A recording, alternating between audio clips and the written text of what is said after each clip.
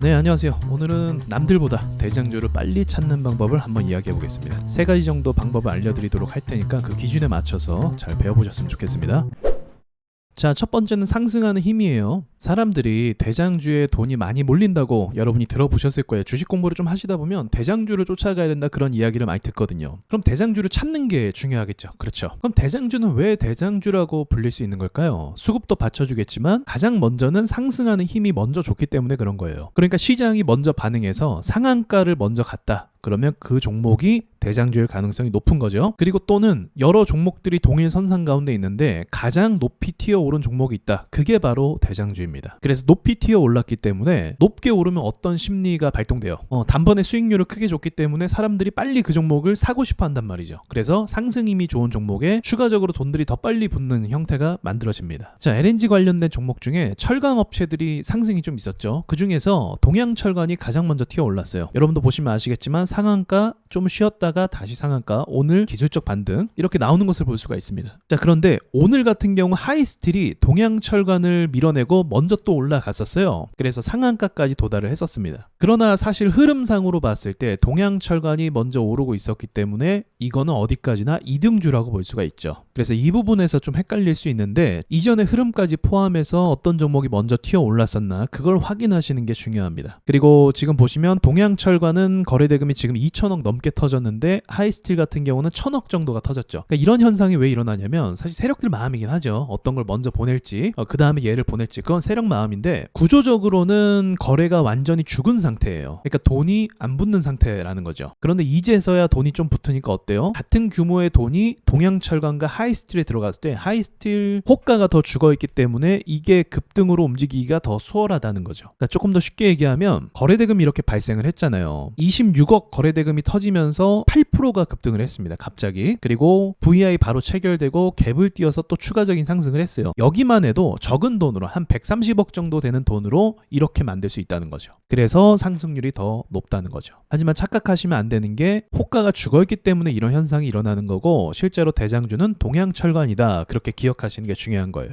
그래서 어떤 분들은 당장 튀어오르는 종목에 관점을 두기도 하는데 그렇게 보지 마시고 이전의 흐름을 보시면서 어떤 종목이 힘이 좋았었는지를 보시는 게 가장 더 중요해요. 자, 그리고 두 번째는 어떤 종목에 돈이 가장 많이 붙냐 이게 대장주를 또 나누는 기준이 됩니다. 두말할 거 없이 두산 에너빌리티 보시면 거래대금이 어때요? 얼마 전에 3조 이상 거래대금이 발생하기도 했습니다. 엄청나죠? 그에 못지않게 한전기술이란 종목도 상승률이 굉장히 강하면서 거래대금이 1조가 넘게 터졌어요. 만약 단독적인 종목으로 보면 한전기술 역시도 대장주라고 이렇게 볼 수 있는데 아까 먼저 말씀드린 첫 번째 조건 누가 먼저 튀어 올랐냐? 두산 에너빌리티죠. 그리고 지금 두 번째 조건 누가 거래대금이 더 많냐? 두산 에너빌리티가 더 압도적으로 많다는 거죠. 그래서 이 거래대금은 이렇게 지표를 설정하셔도 되거든요. 인터넷에 검색하시면 쉽게 나와요. 그리고 마우스를 여기에 갖다 대면 거래대금 수치가 나오기도 합니다. 그래서 이걸 보시면서 어떤 종목에 돈이 가장 몰려들고 있는가 그걸 체크하는 게 중요하겠죠. 자, 그리고 마지막으로 세 번째는 조금 어려울 수도 있는데 고급 스킬인데 이렇게 1분 봉상으로 봤을 때 아래 거래대금 수치를 또 세팅을 했거든요. 여기서 처음으로 들어오는 돈의 규모를 체크하는 방법이 있습니다.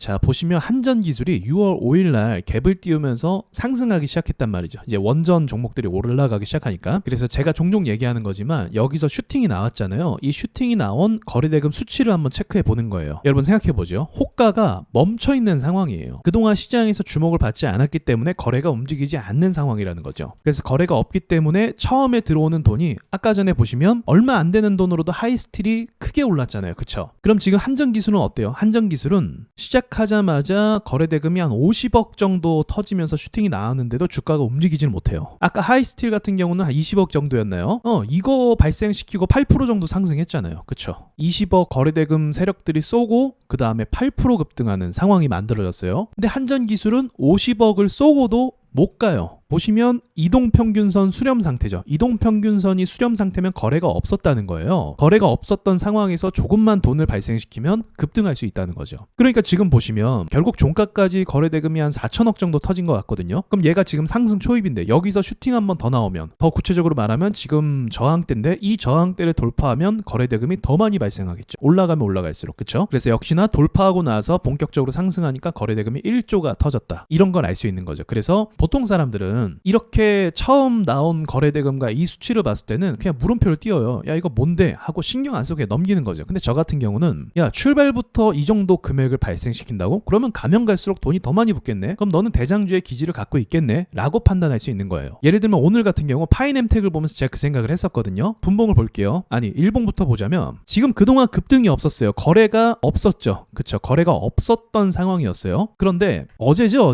어제 갑자기 장후반에 호재가 뜨면서 상한가로 바로 직행을 했습니다. 그러니까 거래가 없으니까 10억 정도 발생시켜도 이렇게 쭉 올라갈 수 있는 거예요. 근데 올라가면 올라갈수록 거래대금이 어떻게 터져요? 점점 많이 터지고 있죠. 그러면서 상한가 돌입할 때 보통 자 보세요. 똑같은 조건으로 톱텍도 오늘 이동평균선 수렴 상태에서 갑자기 상한가로 직행했단 말이죠.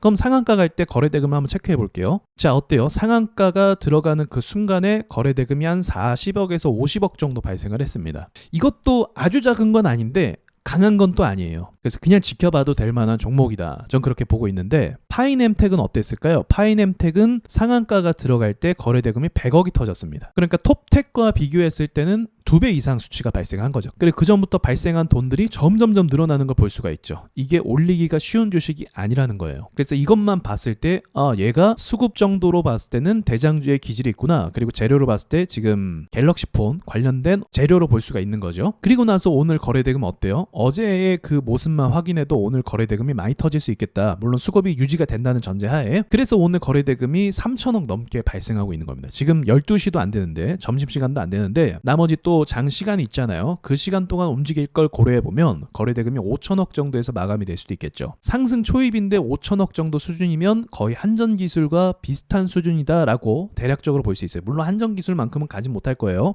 그리고 얘가 오른다고 해도 거래대금이 1조 이렇게 터지지 못할 거예요. 왜냐면 재료가 그 정도로 강도가 높다고 판단하진 않거든요. 하지만 이제 폴더블 폰 관련해서 힌지 관련해서 이 종목이 대장주로 등극할 가능성은 높다고 볼 수 있습니다. 예전에 필옵틱스도 그랬었어요. 필옵틱스도 상승할 때 슈팅을 한번 발생시킬 때마다 심상치 않은 종목이라는 걸 시장에 부각을 시켜줬습니다. 그리고 거래대금이 계속 갈수록 늘어나는 거 보이시죠? 그래서 이런 걸 통해서 대장주 기질을 미리 알아챌 수도 있다. 자, 이렇게 세 가지 공부에 좀 도움이 되었으면 좋겠네요. 자, 이 기준에 맞춰서 여러분이 매매를 하셔도 되고 이 노하우를 알면 다른 사람보다 내가 먼저 종목에 대해서 선별할 수 있고 판단할 수 있는 거잖아요. 그쵸? 고를 수 있는 눈이 생기는 거잖아요. 그게 엄청난 무기와 장점이 됩니다. 자, 여기까지만 말씀드리고 마칠게요.